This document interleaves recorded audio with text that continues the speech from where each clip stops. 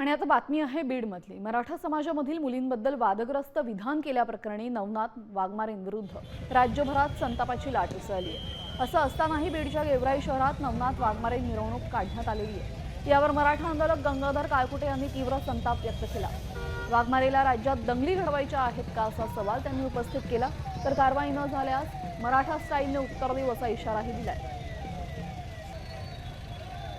त्यानं मराठा समाजाच्या आणि सगळ्या महिला वर्गाच्या मुलींच्या भावना दुखवल्यात। त्याच्यामुळे त्याच्यावर महाराष्ट्रात विविध ठिकाणी गुन्हे नोंद झालेत। त्याला पोलिसांनी खरं तर अटक करणं गरजेचं असताना सुद्धा तो आज बीड जिल्ह्यात पोलीस बंदोबस्तात गेवराई तालुक्यात सभा बैठका घेत फिरतोय। त्याला मराठा आणि ओबीसी वाद लावायचा आहे का? बीड जिल्ह्यात महाराष्ट्रात त्याला दंगली घडवायच्यात का? आणि जर त्याचा हा प्रयत्न असेल तर तो प्रयत्न मराठे हाणून पाडतील। वेळ प्रसंगी नवन्या वाघमारेच्या तोंडात शिसा ओतलं जाईल किंवा त्याचं तोंड काळं करून त्याची गाढवावरून धिंड काढली जाईल।